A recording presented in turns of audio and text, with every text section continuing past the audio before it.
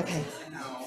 Good morning, everyone. Thanks so much for being here. My name's Heather Noonan, and I'm with the League of American Orchestras. And thanks so much for joining this session this morning. We're going to go ahead and get started. And I wanted to, first of all, just say we're so glad you chose to be here for this topic. We are recording this, and we have some speakers joining us via Zoom. So we hope that you'll be able to make use of this recording to share it with the stakeholders, other stakeholders with your orchestra who might not be in the room this morning. But we do have a quick update for you, which is Michaeleen, who was supposed to be joining us as one of these panelists, has fallen ill and will not be able to join us today. We do hope that you can check out Sunnylands, the organization that she works with. Their values around sustainability are available on their website, and it's a terrific resource to explore. In the meantime, we have two other speakers from the UK who are pictured on our screen here. And so we did have plans to have at least 3 people in the room today.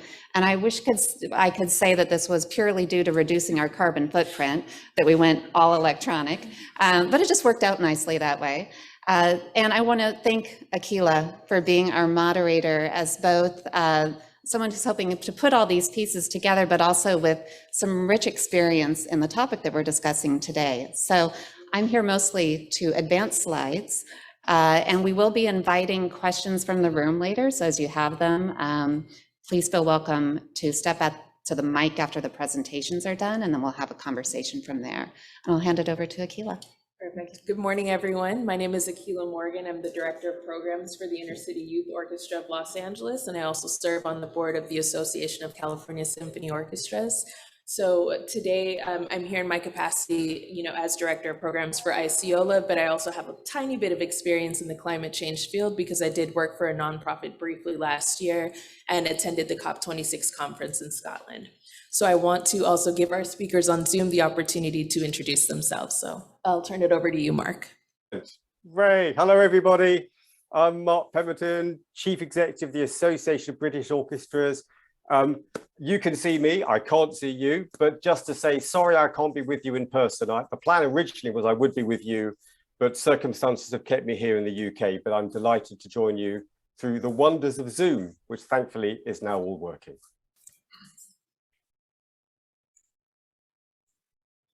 Thank you, Mark. Can we hear from you, Chiara? Yeah, absolutely. Hi, everyone. It's great to be in the room with you. Again, like Mark said, sadly, we can't see all your faces, but it's nice to know that you're there. My name is Chiara. I am music lead at Julie's Bicycle. We're a non-profit founded by the UK music industry in 2007, now powering climate action across the international creative and cultural community. And I've worked there for 10 years this year, so have been really immersed in this intersection between art and climate for a very long time. Perfect. Thank you both. So we're going to just go ahead and jump right in, answering the question, what is sustainability? So sustainability and sustainable development is defined by the UN Brundtland Commission as meeting the needs of the present without compromising the ability of future generations to meet their own needs. So in other words, we're thinking about and considering resources necessary for future generations and how we can preserve and equitably maintain them for future use. Next slide, please. So we want to answer the question, how do we live today so that future generations can thrive? So when we think about sustainability, we're thinking about some of our renewable resources, like the food we eat, the trees that we cut down for buildings that we use to house ourselves and work and everything like that. We want to look at 3 different concepts. So the replacement rate, equilibrium, and consumption. So replacement rate, we have to be able to replenish resources at the same rate that we actually use them. We have to replant the trees that we cut down, and fish and other animals that we use for food can also repopulate. We have to ensure that those resources are being used or consumed at rates where they're able to actually replenish. Sustainability of resources means working towards equilibrium. That balance allows for the stability of our resources.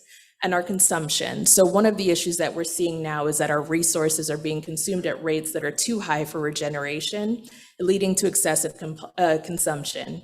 We have to understand the impacts of our actions and how that does affect future generations. Next slide.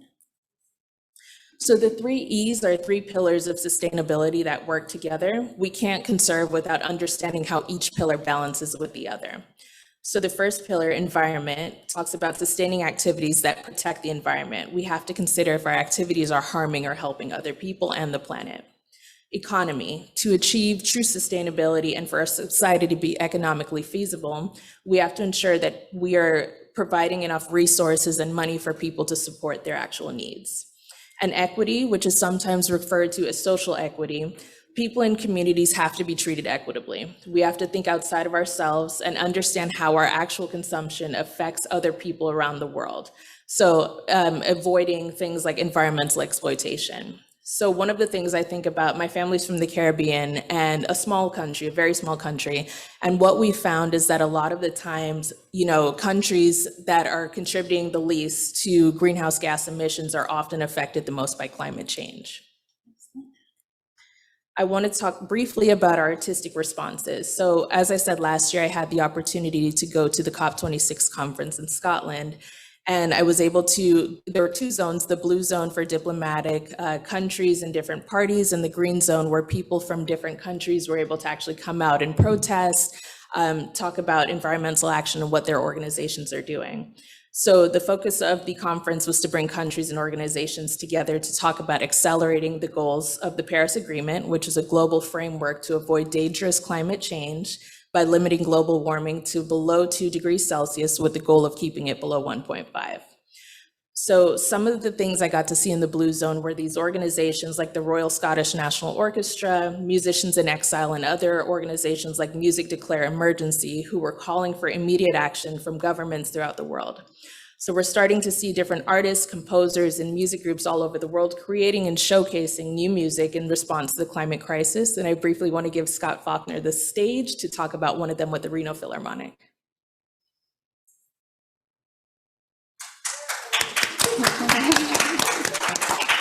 Thank you. As she said, my name is Scott Faulkner. I'm the principal bassist of the Reno Philharmonic and also the project manager of a really exciting commission called Altered Landscape that we just gave the world premiere of a couple of weeks ago in Reno. The Nevada Museum of Art has a signature collection called the Altered Landscape Photography Collection. And essentially it touches on the human footprint on the earth. And so it's images of how we have walked the earth, what we do to it, a very interesting collection. And in looking to collaborate authentically and locally, we came together on the idea of this commission. And the composer, Jimmy Lopez Bolito, who is a wonderful rising star or established star composer, wrote a piece which turned into his 3rd symphony called Altered Landscape. And this piece is informed and inspired by the photographs in the collection, but it's not really pictures at an exhibition, although we did play that on the second half of the concert for obvious reasons. It's a piece that he wrote it during the depth of the pandemic, and it was a really interesting process. And there's wonderful resources to find out more about this podcast and interviews you can look at the Reno Phil website if you go to take a look. But this piece is a really powerful composition that started a lot of wonderful conversations in our community around this issue. And we wanted to share it, but unlike lots of consortiums where you get orchestras so that you can pay the bills, we actually had it funded. So we decided that we wanted to give it to the world. And so we are offering this piece free to any orchestra that would like to play it, but with a pay it forward model where anyone who agrees to do it will give a minimum $1,000 contribution to the Nature Conservancy, an international organization that helps to conserve our resources. And so those gifts will pay it forward around the world. So over the next 2 seasons, we are hoping that orchestras from across the globe will play this amazing new work and have those conversations around that. And it just so happens that my colleague Heather Gage and I have a whole bunch of these really fancy brochures, and probably enough for everybody in the room. So we're just gonna give everybody one, and we want your orchestra to join us. And this is one way that we've been able to address this issue in a meaningful way. We come from a state with a lot of mining, and so issues around how does that fit in, and it's important, but what do we make of it? So this project has been really exciting and invigorating for us in that regard. So we hope that you will join us and spread the word, because it really is an exciting thing. Thank you so much, Scott. All right, great. So next we're going to hear from Chiara. Brilliant, thank you for that. So like I said, I work at a non-profit founded by the UK music industry in 2007 called Julie's Bicycle. And we now work across the international creative and cultural community, supporting culture to become net zero carbon and restore nature, inspire public action on climate and ecology, and champion environmental justice and fairness in how they do those things. And the roots of JB really came from the idea that just pushing artists out on stage to wag their fingers at audiences couldn't be the only thing that we do. We have to think of arts and culture as an ecosystem, and that means if we want to see the kind of change that we need, we have to work with everyone from freelancers to institutions to funders to create a supportive framework in which that art can really thrive and in which our relationship with our communities can really thrive as we're taking action on climate. Next slide.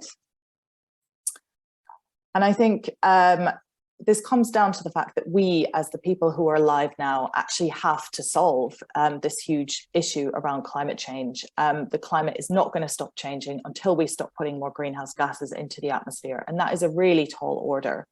We have pushed the life support systems of our planet to the point where much of that sort of stable climate and natural systems that our civilization and our culture has grown up in is no longer as stable. And we can see that reflected in headlines from all over the world.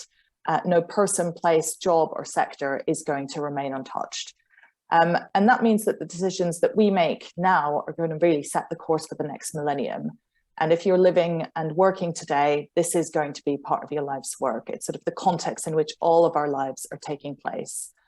We can see that as really frightening, which I think some people do, but we can also embrace it as a sort of profoundly meaningful moment in which our actions and decisions matter. And in the middle of this transformation, there are so many cultural questions. Fundamentally, this is about who gets to pollute, who benefits from that pollution, and who pays for it.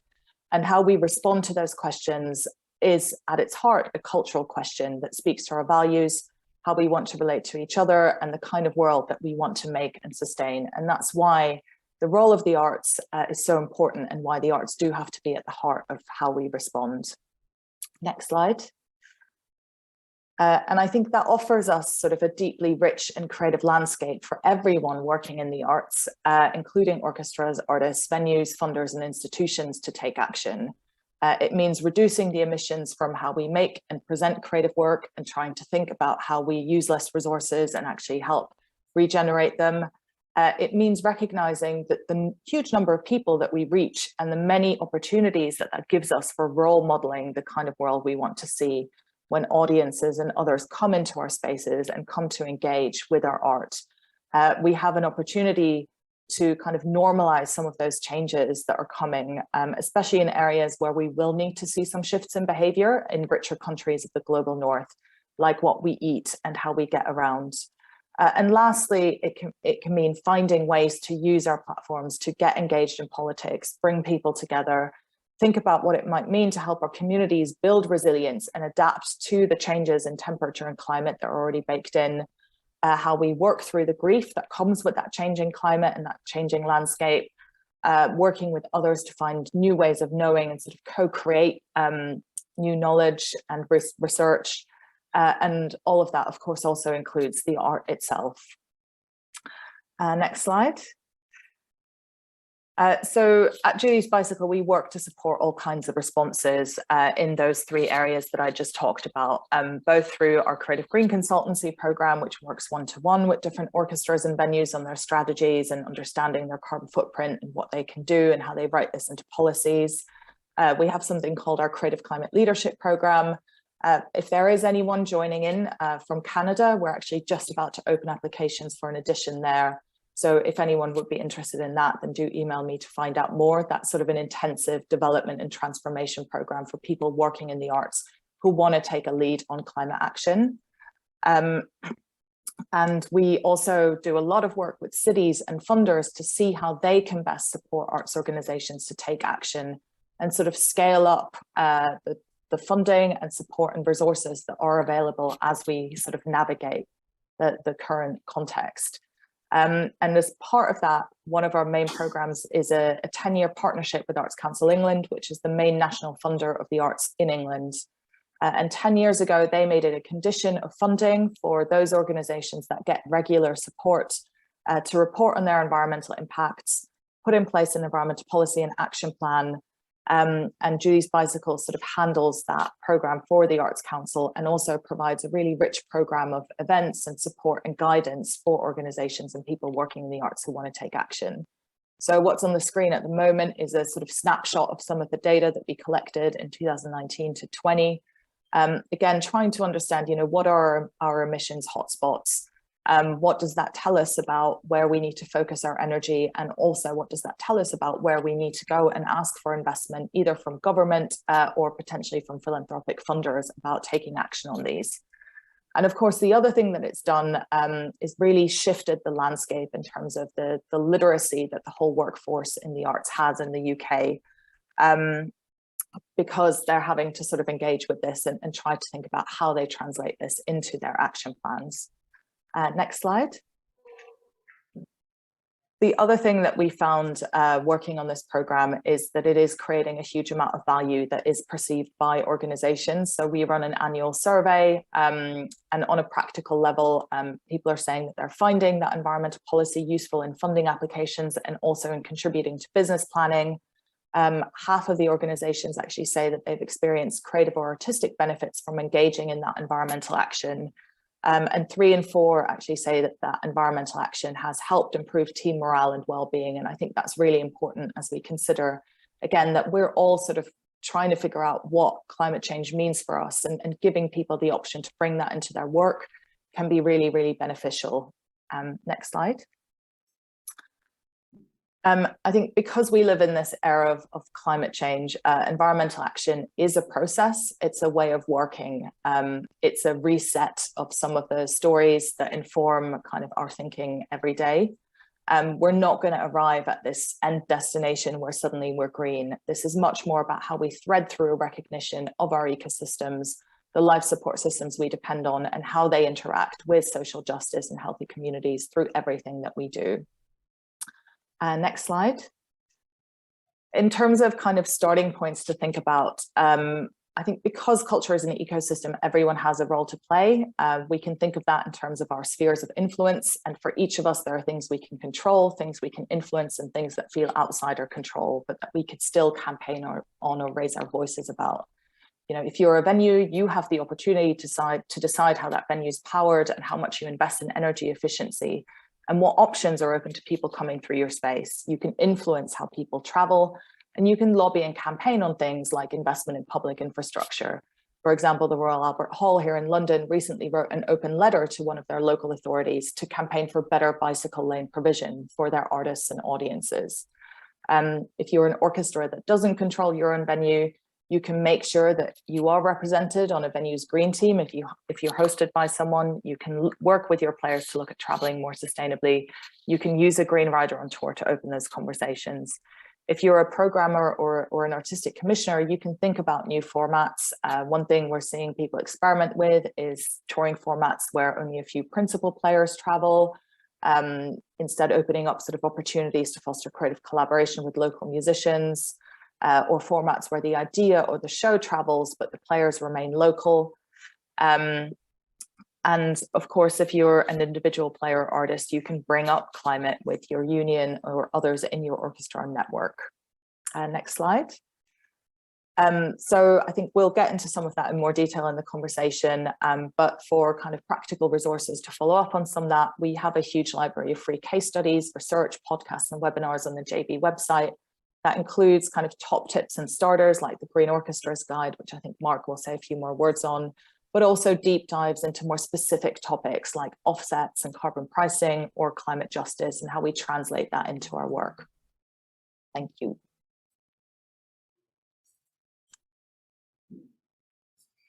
Thank you, Chiara. We'll now hear from Mark.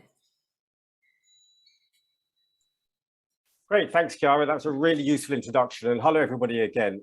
Maybe just to expand a little bit more on my roles. So the Association of British Orchestras is, in effect, it's the equivalent of the league in the UK. But the UK is a smaller country. I have 70 professional orchestras in my membership. We also have youth orchestras, national youth ensembles, concert halls, funding agencies, broadcasters, so the whole sort of classical music, the orchestral music community comes together. And I always think with people I meet at the League that the best way to describe myself is that I'm Simon Woods's mini-me. But I want to say, thank the League actually, that the League inadvertently prompted the ABO to take an interest and prioritize climate change way back when I started in 2007, so 15 years ago. Because back in 2008, I came to the super conference that you had in Denver, where the orchestras and theatres associations came together. I attended a presentation, I think it was around Denver's ambitions as a sort of cultural city. And there were all these images of cars and freeways and parking lots and how they were going to provide parking. And it was all about the car, the automobile, as I think you say.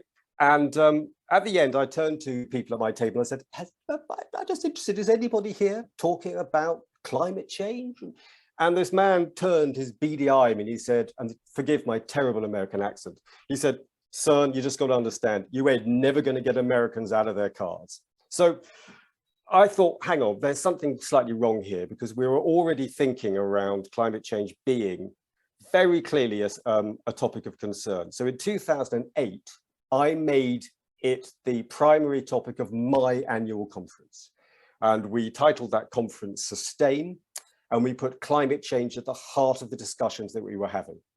That prompted a huge interest among my membership, and we created a working group formed of orchestras, concert halls, and artist managers, because the key to this is partnership working, bringing stakeholders together with a single objective.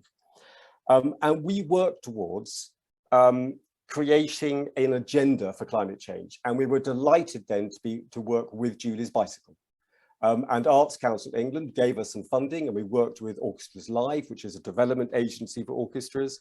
We commissioned Julie's Bicycle, and they came up with, next image on the slide, the Green Orchestras Guide, which Chiara has already mentioned. So we had the guide, which is a practical tool for how to be more sustainable in your practice.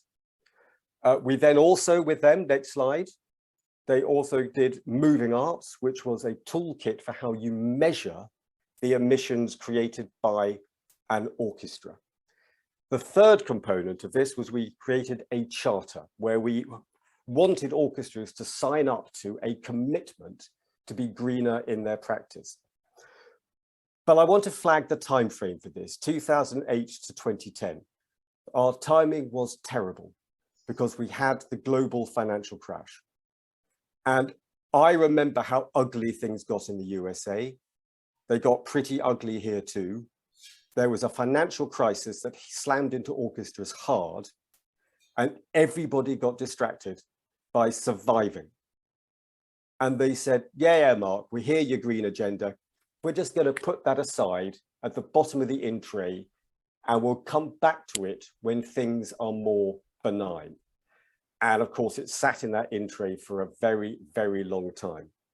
And I was concerned that we were sort of neglecting this key topic. And in 2012, we had a conference session where I said, let's reactivate this agenda.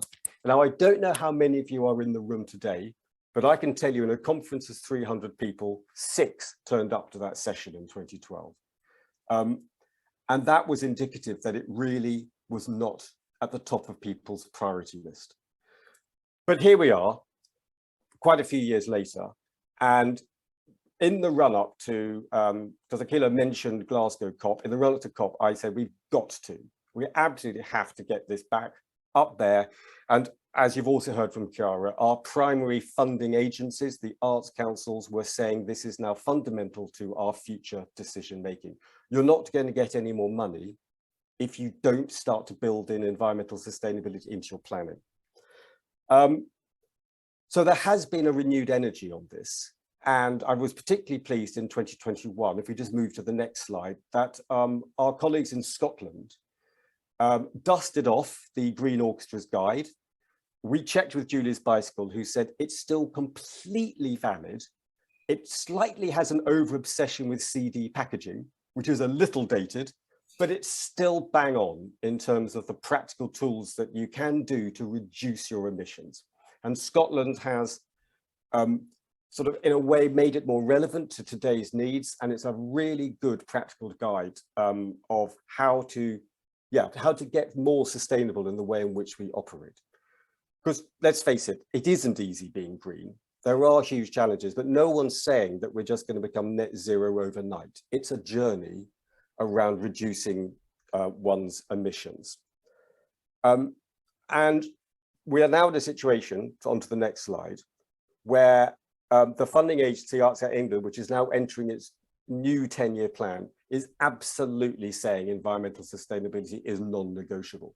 So there's a very clear statement up on the slide that's in front of you that tells how it underpins from here on in the funding that will be given to those organizations. And all the arts organizations in England have just, on the 18th of May was the deadline for their latest bid to get public subsidy. And all of them have been required to write environmental sustainability into that funding application. And we will know in October who has got funding and who therefore will take it forward. So there are practical tips that we can give you through the guides that have been produced. And I'm happy to have more of a conversation in the room around what that might look like in practice. But basically, look, orchestras are still going to move from place to place. Audiences are still going to go to concert halls. But how do we make that greener? And it will require partnerships with your city authorities, public transit systems help. It's about getting people out of their petrol-driven cars and having a better way in which they move around their city. We all have to work on this together, but it is something so fundamentally important that we're going to do our best here in the UK. And I hope that what we talk about today will help you in the US also make progress on this very crucial topic. So thanks. Thank you, Mark. So a question I have is, so how do we actually get started? So for organizations, smaller organizations, larger organizations, where do you actually start? How do you start on your goal towards sustainability? Chiara, are you going to do that? Or I can do that, and then yeah. I think if you want to speak to that as well. So I think there are a few things. One is around understanding, and that can mean, particularly for larger organizations and institutions, it does actually mean collecting some data on your impacts, calculating an initial carbon footprint, so you can understand, again, where you're at today, and also keep track and keep yourself accountable in terms of whether you are reducing those emissions. A second really big part is around commitment, and that really comes back down to people. I think both in terms of giving people permission to bring this into their work. So often, someone might say, but I work in the marketing department, or, we work in classical music. Why can I justify taking time on this? And actually setting that out as an organizational commitment and saying, this is something you are allowed to bring into your role.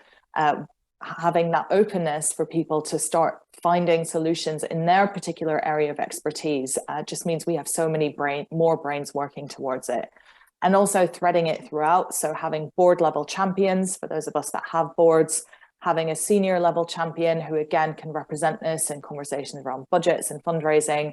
And then, having kind of staff green teams, having stuff written into job descriptions, potentially a sustainability champion for larger organizations.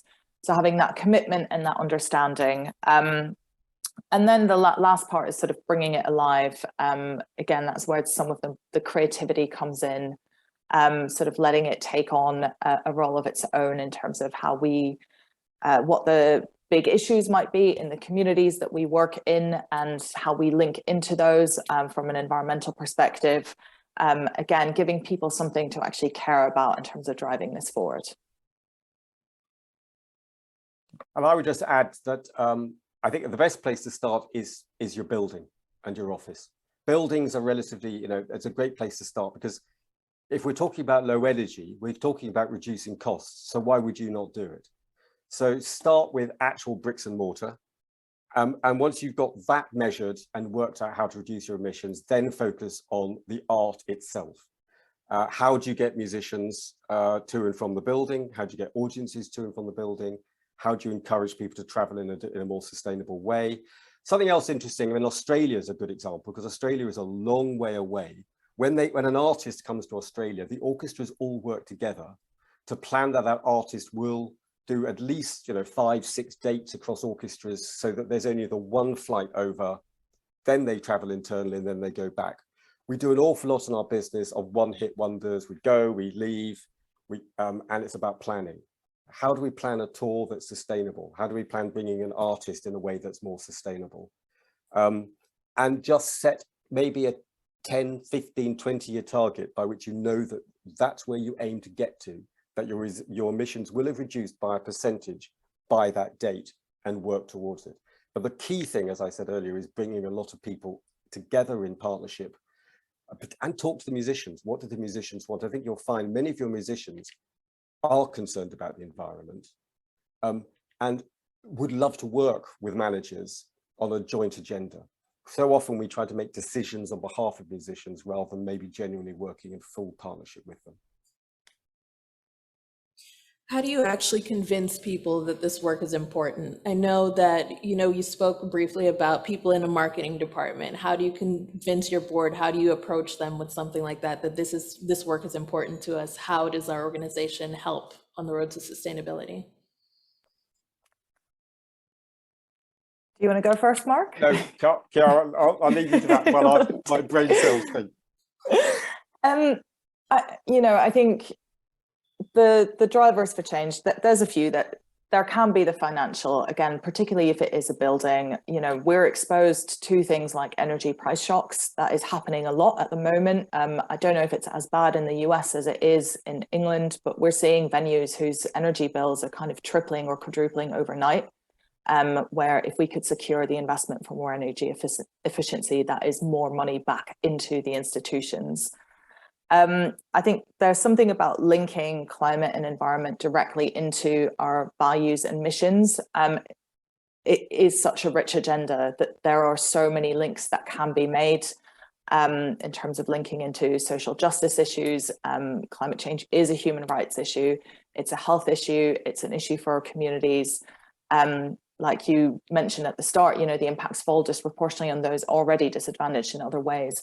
And I'm sure if we look through any orchestra or venue kind of mission and vision, if our aspiration is to do good in the world, then those are parallels that we can make. And I think sometimes framing something as experimentation can also help sort of move people who might be sitting a little bit on the fence. For example, one of the theatres here in London, the Young Vic, a few years ago, they did a series of classics for new climate productions. But because they isolated them as sort of these single productions, it meant pushing everyone who was involved in those to sort of take sustainability actions to the next level. But because it was for a single production, it sort of de-risked almost the process for people, again, who weren't so sure because it was just for the one production. And again, it helped people think a bit out of the box of, what can we do here that is extra? And it looked both at the production in terms of design and rehearsals, but also opened up interesting conversations about, for example, what products were stocked in the theatre bar. And some of those changes were then integrated into the day-to-day operations. Some things that maybe worked less well we're sort of learning for the future to come back to. But again, it's sort of almost framing it as a creative challenge created that interest for everyone to pitch into it. And in our experience over here, we tended to find that younger members of staff are the ones who are the ones pushing for change. And I think that if you are a truly democratic organization, you're going to want to listen to all the voices in your organization. You're going to find an awful lot of people are already actually getting this and are absolutely adamant that something has to change. I think in terms of governance, I mean, governance primary role is future thinking and analyzing the risk. And this is a genuine risk. Where if the scary graphs that we see around what climate change is going to mean, I mean, I know, for example, in California, there's a terrible drought at the moment. That must inevitably be linked to climate change.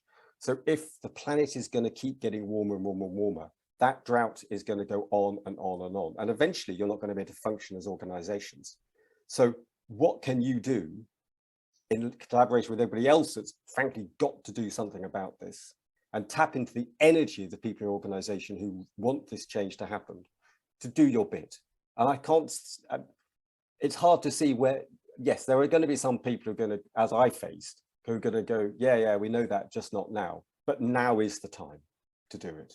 You know, we lost 10 years from when I set out with this agenda through people saying not now. Well, you know, and we see where we are. The planet has clearly got more damaged through that decade, and it's not looking good. So I think that on the whole, if you start asking around, you're going to find a lot of willing participants in a program of positive change. Thank you. My last question, how can we involve our constituencies, our audiences, and our communities? Same thing again, I think. Talk to them, ask them, what do they think? Yeah, I mean, I can't believe there won't be a lot of your audience who are going to say, yeah, we think the planet's in danger. We're very keen to hear what you've got planned to reduce your emissions. So, you know, have that big conversation, I'd say. And I think around that, some things are like, definitely a conversation is really important, and even some small practical things, like if you run audience surveys asking people around you know, specific issues, for example food or transport, can help you build up a picture of actions that you can take, and again it also helps build that evidence base in terms of actually your audiences have said that they're interested in this and they're willing to take action that you can then also use to hopefully convince people who might be a little bit more hesitant or critical. But, you know, there are also some things that you don't have to communicate outright. Particularly if you're a venue or an event that sort of welcomes people into your space, you are making decisions about how that space is managed. For example, if you're offering food, offering more plant-based menu options, or even going fully meat and fish free, which some venues and festivals here in the UK have done, it's sort of you are taking that step as leadership step as an institution. And it means it's not down to the audiences to make that choices. Some things can be about making things more possible or easy, like how clear is it to get to a show by public transport? Are those instructions top of the page? Are they going out to ticket buyers? If someone was interested in arriving by bicycle, do they know where they can lock up their bike? I mean, everyone has parking instructions on their website. Do we all have bicycle parking instructions on there? And, you know, some venues have also managed to negotiate deals with their public transport providers. Here in the UK, the Sage Gateshead event tickets include metro travel.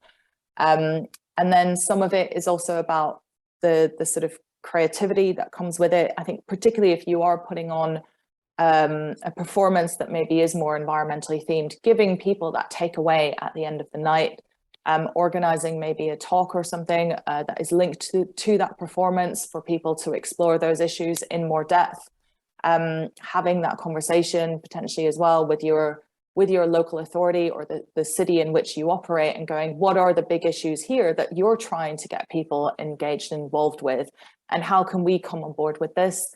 That's an approach that's worked really well here in the UK, in Manchester, where a network of arts organisations, the Manchester Arts Sustainability Team, now is represented on the Manchester Climate Change kind of board that makes decisions on the climate strategy for the city.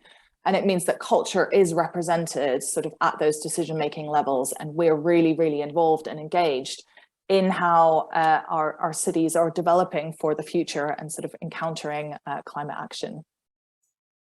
Thank you. I want to open up the floor for questions. If anyone has any questions for our panelists, please feel free to come up to the mic.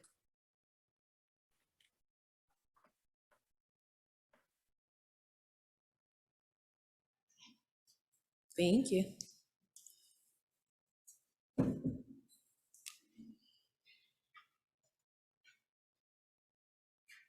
Hello, my name is Brandon Faber, LA Chamber Orchestra, and I saw that at the beginning of the program there was the part on inequity or equity, and particularly social inequities and economical social inequities. that our orchestra field relies so heavily upon in many ways. And I was wondering if there was any part of that conversation that would be folded into this discussion today. Chiara or Mark? We've been looking at a lot of sort of climate justice work in this context, and thinking about, again, how we link the environment and climate work, I guess, in really practical ways. And again, that threads through from everything in terms of, for example, collaborations and partnerships. So encouraging bigger institutions, if they are running environmentally themed programs, sort of how do you create partnerships with more grassroots organizations and environmental campaigners, in terms of sharing resources, and sort of what would it genuinely look like as well to share more power in that context, and sort of build that trust. Some of it can come through, again, programming and creative sort of projects. I think these are not from classical music, but one other example is another theatre company in London worked with a group of young people to co-write a piece on air pollution with them and sort of educate them on the impacts of that. And then actually they got to perform that piece to their local councillors and politicians ahead of a vote on air pollution. And I think for all of them who were involved in that project, they were young people quite often from more disadvantaged communities in that neighborhood. And they said, you know, I never thought that I would be able to stand in front of one of my local politicians to make my case. And I've been given that opportunity to do that. So I think there is amazing work that we can do in that space. Some of it can also be, you know, just linking into bigger fundraising and climate justice conversations, you know, leveraging if you do have audiences, traveling and for example, a donation program that is linked into getting audiences to donate to account for their travel emissions, donating those to a climate justice cause instead of just buying offset credits that may or may not have the impact that they promise that they will have. So I think there are lots of ways that we can sort of thread through social and climate justice into the work that we do on climate. And I think there's an enormous link between the issues around climate change and issues around social justice. I feel that for many decades now, you know, rich Western countries have exploited poorer nations across the world for their assets, their natural assets. Our hunger for oil has fueled all kinds of injustices around the world. Unfortunately, some of our move towards being green in practice equally means that a country like Chile is now facing a crisis, a water crisis, because of the need for water for lithium mining, which then creates all the batteries for Teslas. It's a problem that our hunger for energy is at the expense of peoples across the planet. And here in Europe, we've now got issues around mass migration from the African continent, because that country is getting less habitable as a result of a warming planet. And that creates all kinds of issues around how migrants are treated in the rich Western European nations. So there are uncomfortable linkages, I'd say. And if we as an art form can take a lead here and actually say, we are doing this on climate change because we want a more just world and a more just society, I think that then it's absolutely non-negotiable we do this. Thank you. Do we have any other questions from the audience?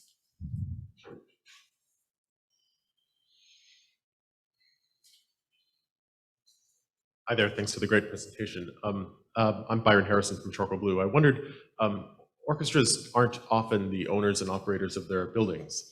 And I wondered if we might address the issues for tenant ensembles who might feel like their hands are tied in some of these environmental issues, and what sort of pressure they can put on the people who own and operate those venues. Well, as I said, we started from the premise, we've got to sit down with concert halls. Hardly any orchestra in the UK runs its own hall. So we absolutely have to look at residency agreements and even hire agreements. Chiara talked about the green riders. It's around saying, this is what we need if we're coming to you as an orchestra, or even if we're hiring you, this is what we want.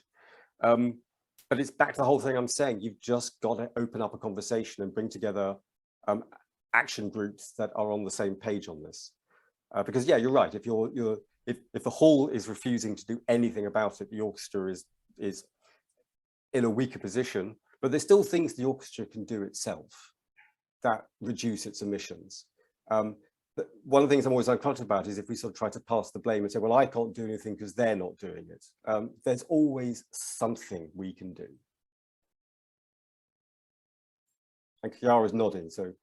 Yeah, I don't know that I have that much to add to that. I think it really is just following up on Mark's last point. I think it really is opening up those conversations and not assuming sometimes that just because the work doesn't feel that visible that maybe it isn't happening. Again, a lot of the time you will hear orchestra saying, well, I would do this, but you know, the venue isn't doing it, and the venue's going, well, we're trying to do all this, but actually, you know, we're so dependent on the orchestra who are our tenants and they're not doing it. And it's sort of, instead of someone actually having that conversation in the first place and going, oh, how do we align around this? So I think, yeah, having the conversation, and where there are, I think most venues will now have some form of green team. And again, making sure that there is representation from the orchestra on the sort of the venue and the building green team, I think is really important, again, for opening up those channels of communication and being involved in those conversations.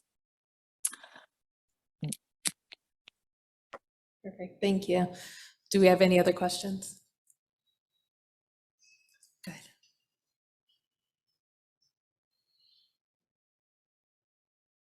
Hi, I'm Dawn Catapan from the Toronto Symphony. Thank you for the presentation.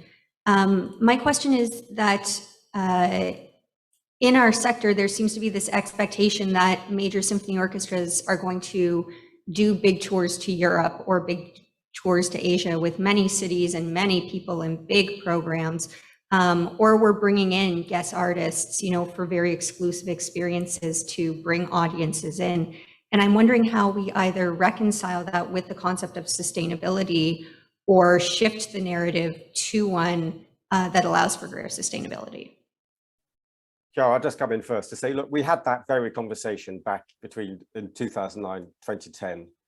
And we've always started from the premise, you've got to balance the value of cultural exchange with the need to get better on climate change. So we're still going to go on tour. It's around how do we go on tour more responsibly, more sustainably. I think it's difficult. I mean, there is an argument. We could just completely localize our practice. I've had said to me, why do we play this game that a US orchestra comes to Europe and a European orchestra goes to Asia and an Asian orchestra comes to the US when we all have great orchestras on our doorstep? But I think we get value from hearing the sounds and the experiences of orchestras from other parts of the world. So I would hope that we can still tour, but you just look at the planning and how you, I mean, as you said, if you can get 6, 7 dates knitted together, that's a better start. I mean, I remember one orchestra flying over for the BBC Proms. Oh, I'll name them Singapore. A Singapore orchestra came to London for 1 gig and went home again. That's the sort of practice that I think we now have to realize is not, literally not sustainable. And we just have to work out. And I talked about artists. It's around, if you bring an artist over to the States, just being aware, where else are they performing? How many gigs are they doing to make it so that in a way you're only paying for the one transatlantic flight and minimizing then the internal travel before they go home. Absolutely. I think, you know, tackling some of those almost lower hanging fruit of no longer doing one-off performances in that way, or if you are in charge of programming, getting rid of things like exclusion zones that make sort of those more coherent tours very difficult. I think one thing I would say is the reality of where we're at now and having sort of squandered so much time on this. Air travel is one of the most unequally distributed areas of impact around the world. You might often hear the figure of, you know, well, air travel is only responsible for like 2 to 3% of global carbon emissions. But that's with the majority of people not flying in a year. Only something like 4% of people of the global world population actually took an international flight in 2018. And I think there there does have to be a recognition, and there is a recognition in environmental and climate circles, that when it comes to air travel, because we don't have greener technologies that will arrive in time for our emission reductions that we have to achieve, we will need to stop growing the overall volume of air travel. There has to be something called constrained demand.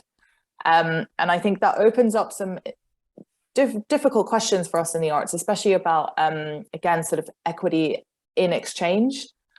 So for example, at the moment, it is a majority of global North orchestras in America or from Europe that are traveling to other places of the world. And if we see ourselves as having an overall air travel budget, what would it mean to redistribute that to actually open up more opportunities for orchestras and musicians who are based in Africa, in India, in other places in the world that haven't historically had that opportunity of international exchange in the same way, to give them the space to develop that as well? I think that is a question that we can and need to ask ourselves. Again, some localization, maybe, you know, what does it look like? How do we start building up those opportunities in different ways? Where can we find the benefits of working more locally? And thinking about different formats. So yeah, maybe not a whole orchestra traveling every time, but it actually being fewer players who travel. What does that look like? What kinds of models can we build up around that? I think where we're at now is such a crisis point that in some ways all of those creative ideas have to be on the table, and we have to explore them and at least sort of get our minds to consider them. And I think that the last thing as well that I'll say to that is we also do a huge amount of business travel in the arts for all kinds of things, whether it's client meetings between managers and musicians, whether it's kind of, again, other exchange meetings. And that is one place where we can set ourselves targets to reduce the amount that we fly without having an impact on the art itself. And we are seeing more and more organizations do that. For example, putting in rules that, you know, any business travel that can be done by train in under 6 or 8 hours will be done by train. Flight is not even an option to have that reimbursed on expenses. Great, thank you. Mark, I know you have to head out, so we're going to close off the session today. So thank you everyone for being here. I truly appreciate that, and for listening and taking this conversation back to your orchestras. Yeah. Thank Thanks you. so much.